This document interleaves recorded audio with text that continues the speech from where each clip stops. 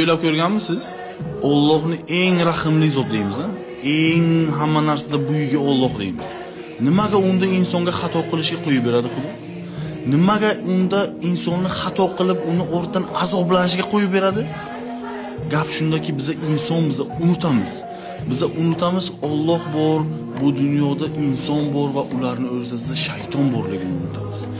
Shayton va Allohning o'rtasidagi ahdni unutamiz. Unutamizki, Alloh barchasida eng buyugi ekan, ahdida turuvchilarning eng buyugi ham Alloh. Shayton bilan ahdi bor Xudo. İnsonga ixtiyor bergan Xudo. O'sha ixtiyor bilan inson shaytonni ham yo'lini tanlab biladi, rahmonni ham yo'lini tanlab biladi. Ixtiyor bizada, lekin rahim tushunchasida hech qanaqa shubhaga o'rin yo'q.